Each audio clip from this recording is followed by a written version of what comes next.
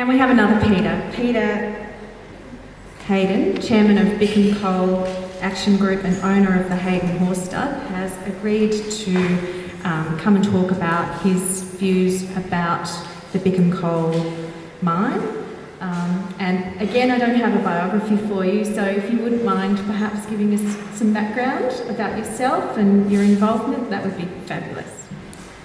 Oh, good morning, and thank you very much for this opportunity to address you today about the Bickham Coal Mine.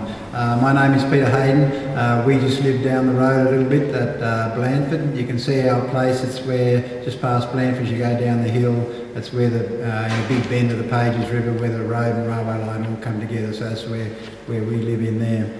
I'm married to Alison, and we have 3 boys, and one of my boys just had our first little granddaughter, so that means we're up to now 7 generations living where we are.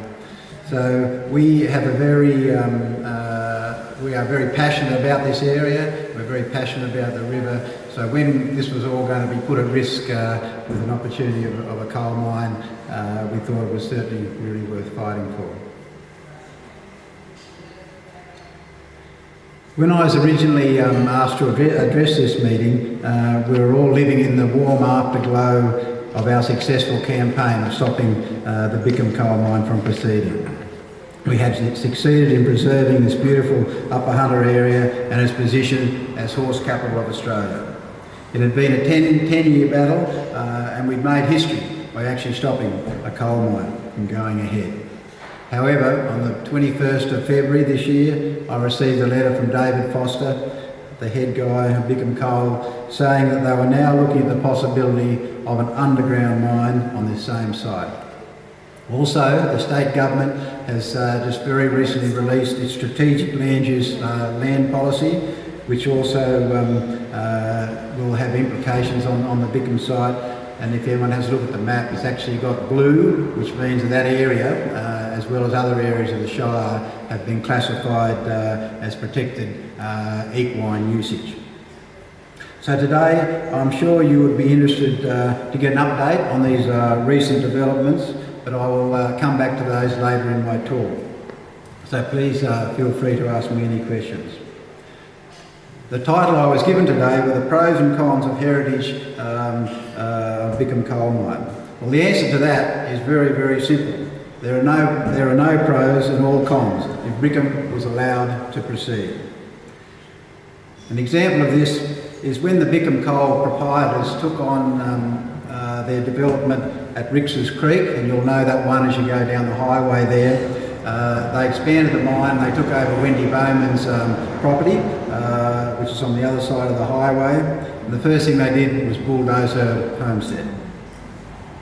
Coal mining and heritage, it's in fact, I think, an oxymoron. Look at that poor old Bengalla homestead now at Muswellbrook, as you see Mount Bengalla growing up behind it. The reality is that coal mining is not compatible with heritage. It is not compatible with farming. It is not compatible with human communities. The politicians love saying mining can coexist with farming. It is just not possible. You only have to have a look at that lunar landscape in the Lower Hunter and how all those little villages have all disappeared. There's no more farming there anymore. So again, I'm just saying it's another oxymoron. It's just not compatible. So in terms of heritage involving the Bickham project, there are 2 very historic connections with the surrounding land. It was owned by the Wright family and the Haydon family. So in terms of the Wright family, the coal mine is actually located on their historic property called Bickham, and that's been the family home for the Wright family for many generations. This is the same family, the iconic author Judith Wright, and writing in her renowned novel Generations of Men, she describes how Albert Wright and Stuart Haydon opened up country in Queensland and right up to the Gulf. In the case of our family, we were the first settlers in the area right next door to Bickham, and that was back in 1832, and we have been the continual owners of that land ever since. Both of these old heritage homesteads would have been put at risk. we would have had to vacate ours after 7 generations. I thought that I actually never been able to come to grips with. In fact, the occupier of Bickham, Michaela Malone, moved to New Zealand as a result of the Bickham project. These two families have woven a path through all the facets of Australian history. Thomas Haydon started Haydonton, which was the town, the private town on the other side of the river, which was later here merged with Murrurundi. He actually sold his first lot to Ben Hall's father. They were involved in epic droving trips, taking their stock all the way up to the Gulf and then bringing them back again. They've had to endure the droughts of 1902, the 1940s and the really big one in 64 and 65. And more recently we've had a very dry decade starting from 2002. There were the floods in the 1950 and the record flood we had here in 1996 was actually washed our bridge away down there and the water went down the main street of Murrurundi. Guy and Barney Haydon, together with Max Wright, they charged the wells at Beersheba in what was known as the last successful cavalry charge in history. It helped change the course of the war and ended the whole of the once mighty Ottoman Empire. Now Max Wright was given a horse by Fred Haydon and he rode that horse right through the entire Middle East campaign, which was a very rare feat. Not many horses managed to do that. On his return from the war, he gave my grandfather Fred Haydon a switch that he'd taken from the horse's tail. We still have that in our archive room at Bloomfield today. My father, he fought in World War II again. He went back to the Middle East and he was also involved in some very serious operations off the Kokoda track in Papua New Guinea. So you can see why we are very passionate about preserving this area. We've had that previous generations fight for what we wanted as a place to live, and we really want to continue that fight on. Another icon that would be affected by the Bickham project would be the Burning Mountain coal seam.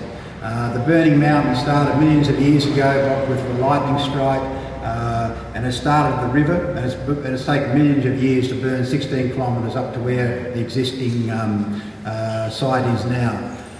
And for those that have been up there, you can see there's actually, it's burnt this sort of track all the way along, and that is exactly the coal seam that Bickham would follow.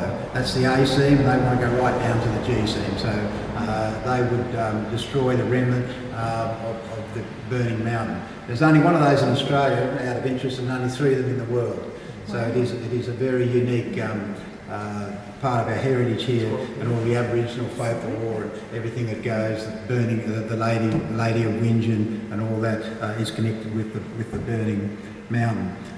Also, Manny Bloomfield, who many of you may have heard of here when he was alive here at Blanford, he was always talking about the blowholes. They were areas where they used to get the air to come in for the Burning Mountain, and actually when Bickham would mine that seam, that would all totally be destroyed, so we don't know what would happen then, what effect it might actually have on the existing Burning Mountain. The other thing that would happen would be the whole town of Murrurundi would be totally transformed. As you enter the area down there at Bickham, you would come into the entrance to Murrurundi would be a complete mine site. You'd have a big mine there, you'd have a big washery, you'd have a rail loop that comes around overhead or underground, coming across to the railway line there. So, and that is right next to the New England Highway. So that would be the visual entrance to our beautiful area up here. Mine workers mostly who want to live, mine workers that do not actually want to live, as you know, where they work next to a mine. So that's why we have these new terms that have just been coined recently, FIFO and DIDO. So that's fly in, fly out, and drive in, drive out. Now anyone in Murrurundi that wants a job in a mine would already have one. So we need to ask, why do people live here? And that's because it is a beautiful location with clean air. So you would imagine if we get a pollution cloud up here, like you see down in the Lower Hunter, and the very shape of the Murrurundi here, which is nestled in within the surrounding hills, that if we ever got that problem with the dust and pollution and everything, it would just settle here. It's got nowhere to go. So it would be a very, very bad thing having that hanging over our town. Now what I'd like to do is quickly go through all of the things that were involved in the journey we had with the Bickham Coal Mine and what was involved. I'll just start by painting two pictures which are 10 years apart. The first one was we held a public meeting at the golf club up there in Murrurundi, and it was packed. We just put an ad in and everyone came along talking about Bickham. And I chaired that meeting, and the first, in the front row here, I really clearly remember the guy hopped up. He'd been displaced by the Bengalla coal mine and had moved up here to live. And he put up his hand and said, "You're wasting your time. Look what they did at Bengalla. They've got absolutely no hope of ever stopping this." And just to recap on what happened there, the Oatley family that owned Rosemount, the vineyard and all that country, beautiful homestead there at Eden Glassy, they took the government to the Land Environment Court and won. And then what did Rand do? He was the Premier. Next day he changed the decision and the coal mine went ahead. So that was a sort of one of the big stumbling blocks, and I think he did have a very valid point by saying, and everyone said it to me, "You're wasting your time. Look what happened at Bengalla." We also at that time had the Murrurundi Council was in existence. We thought they were totally misinformed about the whole project, and it was led by a general manager who actually, believe it or not, was in favour of this coal mine going ahead. There were people, the normal things that go when you've got a project like that. What about the jobs? We need more jobs in Murrurundi. Local businesses saw it as a chance to expand their businesses. So as the meeting went on, I was chairing this meeting, I thought, wow, we've hit a very low ebb here. I haven't heard much, it was all thinking, you know, this will just go ahead. Anyway, as the meeting went on a little bit, we got a few more people got up talking about the horrors of coal mining and what would happen, you know, if coal mines moved up this end of the valley. So at the end of the night, we had enough, and we actually officially formed BCAG, the Bickham Coal Mine Action Group. Now I'd just like to fast forward you on 10 years later. And this is a very historic day for all of us that were involved in Bickham.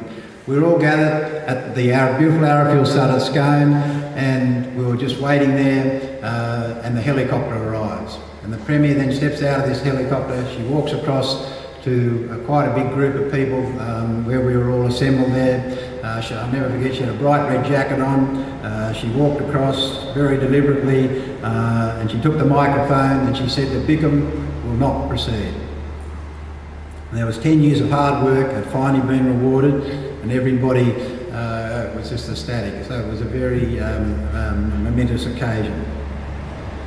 Now in between those, there were many milestones that had to be achieved. There were thousands of letters and emails that were written, and I'll just sort of go through quickly some of the main ones. Again, I chaired a meeting in here at the bowling club this time, and we called to tackle the water issues of Bickham, because we identified that as a big thing, that if we had any chance, we had to win the scientific argument about the water. So I got together 8 speakers, including the water experts from Bickham, and we had Wedge Paradise, who was then head of the Catchment Management Authority, and they all spoke. And by the end of the night, we had actually totally destroyed this poor Bickham water expert, because he had this ludicrous theory how, to put it simply, that the water down there was in its own little plastic bag. They go in and mine all that. That would not affect any of the surrounding water whatsoever. So we actually totally unravelled that argument, and I think it was a big shock and probably a humiliation for a coal company to be taken apart in a public forum like that. And they then had to go back and do all their water studies again. Another couple of things that, with the community consulting committees, I don't know whether anyone's involved in them. I heard of one down Demon Way the other day, someone resigned from them, and they are actually a total waste of time. Sounds very good, it's basically just propaganda, a way of spreading propaganda for the coal companies. And so I'll just quickly go through the two that were formed here. The first one, I remember, was in this hall here. I sent an email to the guy that had been selected to chair this Community Consulting Committee from Bickham Coal. I won't say his name, but I remember it came very clearly. It came back such and such at mining.com. So we smelled a rat there, and that's exactly what it was. It was a total, they put on a couple of people, but it was totally, the proportion of numbers were totally weighted towards the coal mine, so every issue was sort of put through. So there's a lot of us took that to the government, and consequently, and after, especially after the second experience, which I'll talk about, they actually rewrote the rules for consumer consulting groups. However, they are still what we call toothless tigers, and really they are not worth your time and putting all the effort in. Now, the second one was formed at the time of the bulk sample, and again, the chairman was a coal mining guy from Scone that they put in. He was the chairman of it, and it really got worse this time. David Foster's the head guy at Bickham. His daughter took the minutes of those meetings. And any people like myself that had been vocal about Bickham were precluded. We were not selected on the committee, and all we could do was sit in the public forum and sort of listen. And that was again a very disappointing exercise, and hence my strong views on CCCs. Now, Bickham decided they wanted to do a bulk sample, and we initially thought, okay, that would be a little core sample going down, that shouldn't be any sort of great worries. Anyway, it was nothing like that. They wanted to use this as a marketing exercise. They wanted to use it and put an incredibly big hole and get all this coal out, take it down to Rix's Creek and send it to Japan or wherever they were hoping to sell this coal. So it was nothing to do with trying to work out what was there. It was a marketing exercise, and they made a lot of millions out of this. Now, Bickham totally did everything wrong in the case of this bulk sample. So this was a very good lesson to us. We realised that if it ever got to a full mine, imagine all these problems that would be magnified 1,000 times. So let's start at the beginning. First of all, they wanted to go right down at ABC, all the way down to the G seam, because that's where the biggest, thickest coal seam was, and that's where the best coal was. So they said, listen, we need to get down and get hold of this coal in the G seam. So and the state government gave them permission to do it, and we said, well, it's going to be a big hole now, what about rehabilitating this hole? Oh, that's no problem, they said, we've got a bond there, and they will use that. If they don't use that to fill it in, we will. So that's all we could do. We had to walk away from that meeting and think, oh wow, they got this big bond. Later came out the bond was $50,000, and that would have thrown a couple of rocks in that hole, and as we know today, that hole is still there. They have not gone anywhere meeting. One of the terms of consent was that they would return the hole to its previous character, and they had no intention whatsoever of doing that because they took all the dirt away to another location. So now we are faced with this problem of having a big hole there. But other things they didn't do was that they took the coal out before the approved date because the highway hadn't been fixed up. They didn't actually go down to the G seam in the end because they realised that if they did, they would go below the river, it would all fill up with water. So they didn't do that. The mine is the coal is highly combustible, so it all caught alight. So they had a lot of trouble with smoke and all that sort of thing coming out. So really, it was a good exercise for them. They made a lot of money out of it. But in terms of the fight ahead, we thought, wow, this has got some big problems with the credibility of this company. So I suppose we pinned our ears back harder and went harder at them than ever. We had lots of trips down to see ministers, and that was a very frustrating time because we had a very unstable Labor government at the time, and they were changing ministers and that sort of thing. So getting any continuity with a minister was very hard, but certainly we did a lot of it. One of the big events from a protest point of view was the horse parade that we held at Scone. So we all got on our horses And that just happened to be the year that I'd been actually VIP for the Scone Horse Festival. So we did something, a little mini thing that we did for that, but we did in the end, we got a lot of people, and we rode up from White Park around the Highway Way, and we pulled up all around the council chambers, and we all made speeches and did whatever.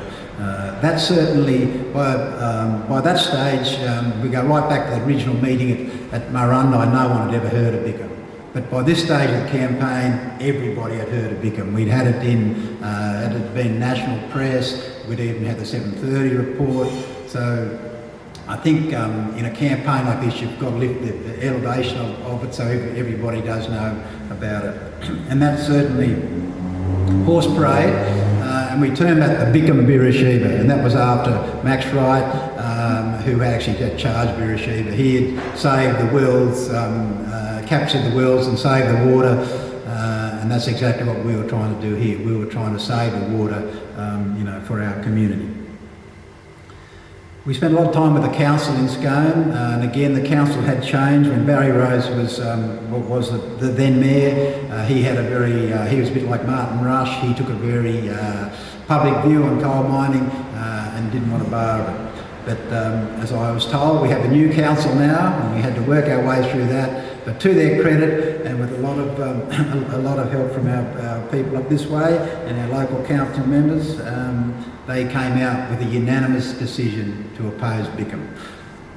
And that a lot of people say that council is not the consent authority, but I think it is very vital that the council came up with that decision, and any correspondence then that they have with the ministers and the pack, which I'll talk about in a minute, they put up strong cases opposing the mine there. So I think your local government is a lot more important in issues than people realise in this.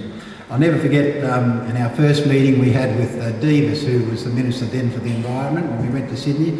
First thing he said to us was, "Oh yeah, Scone, you're from that area where in your local environment plan you didn't want any open cut mining."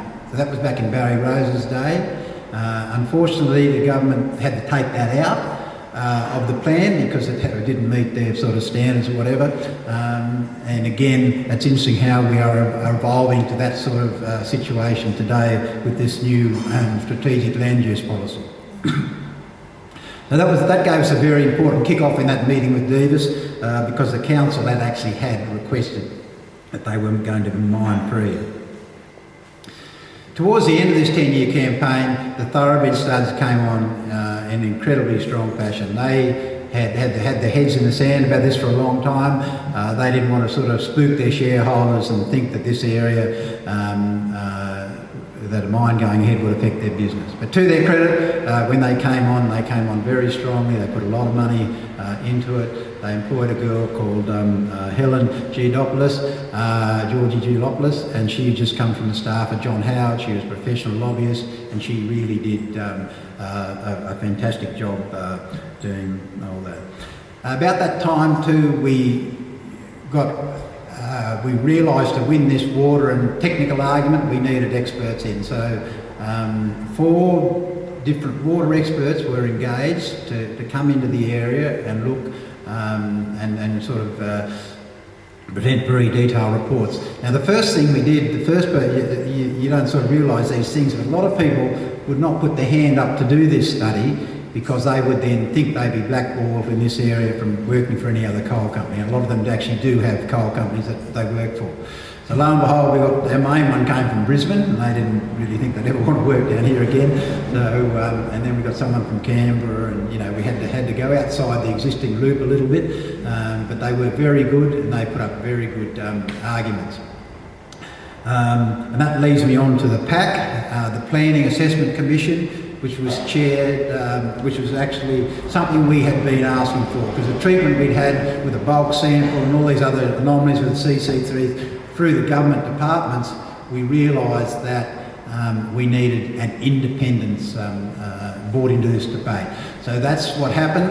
They agreed, and it's actually a standard thing now, these packs, they do everything, but this was one of the early ones, and we were just so fortunate to get it. So 3 eminent water guys came up and they sat in this council chambers for 3 days at Scone and listened to everybody present, both for and against. And it became very clear to them, and their report came out very strongly opposing the Bickham Coal Mine because to put our water at risk and all the other problems they would have with the water. So that decision then went on to that announcement that the Premier could make. So the Department of Planning had made that decision that Bickham should not proceed, and the Premier then came up and made that announcement. So in a nutshell, that was sort of the journey that we had. But along that way, we met a lot of wonderful and talented people in this local area emerged. I was just amazed how people just seemed to come out of the woodwork. And they had all these incredible talents. Someone could do this, someone could do that, someone knew someone. And the opposition actually snowballed as the people realised the magnitude of the change that having a coal mine would have created. The stark reality of it is, and we've never had to come to grips with this, as I said earlier, but the horse studs would have had to relocate. There's a great classic example of the vets in Scone. They were going to build a big equine, multi-million-dollar equine centre. That was put on hold. The Pages River would have been put at risk, and the town water supplies, when you think about it, Murrurundi, Blandford, Gundy, their sole water supply for human use is from the Pages River. A coal company the size of Bickham would take out more water than all those uses combined. On the other side of the highway you have the Kingdom Ponds. It starts up this way and runs down, so then you have the problems of Wingen and Parkville, and even when you take a line sea level right down, when you go 400 metres at Bickham, that is level with Scone. So the dewatering effects would have affected right down that far. It's interesting when you're talking about dewatering, all those coal seams are they're all full of water. So to access them, you have to pump all the water out. Not only the water out of them, you have to then lower the water table so the water doesn't run back into them. So in a very difficult, fragmented site like Bickham, that's a huge thing to do.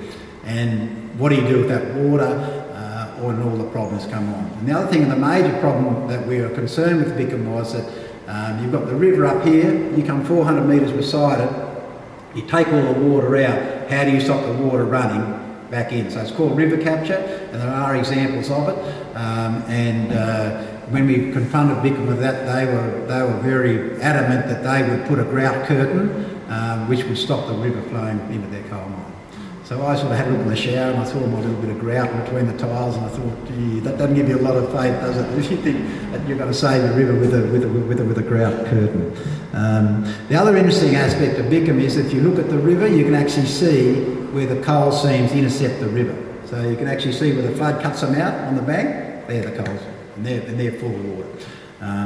So it was a very dangerous sort of situation to have a coal mine there.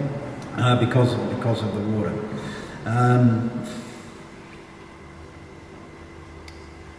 Now I started just touching on the people in the community that were involved, and there are certainly too many to mention here, but I'll probably just quickly touch on a few of them.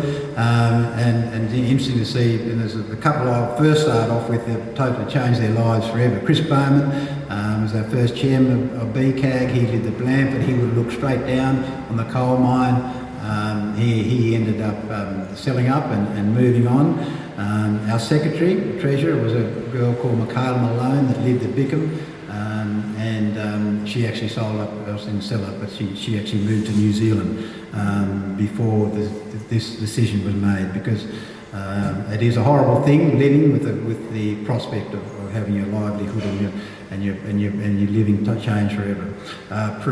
Patrice Muir was a very major player in it all. She'd just written a book called The River, and she'd also formed Waterkeepers, which is still going very strongly today. David Paradise, who owns all the country next door, he formed the Upper Hunter he formed the Upper Hunter Progress Association, and they were a body that financed a lot of the water studies, and they did an amazing amount of work. I touched on the thoroughbred breeds with John Massara, with the help by Helen. And then we had other groups that didn't have the money but were made very substantial contributions, like Turning the Pages and with Hannah Kay, and it really highlighted the river, how important it was to the area, and that's an ongoing thing. I'm sure there are major plans for that to continue on. But I remember this room once was filled up with kids making things. We all came in and helped them, and we had all those ones hanging down there in that big display they did. And it was very good, and something I really encouraged was all the school children to get involved, go down the river, count the bugs and all that sort of thing. So they brought a lot of emphasis back onto the river. And I know as landholders, we are all got plans now how we want to, the big plan is actually to start right up high at the Pages and right down to Cameron's Gorge, is to fence the whole river off now. We should let that go back to what it was, rehabilitate it properly, and that's a vision we have. So we're hopefully, we'll all be working towards that. We had a celebration party at our place where probably over 100 people came along that have been heavily involved in this campaign. If there's any questions, I'd love to answer them, but thank you very much for listening. John.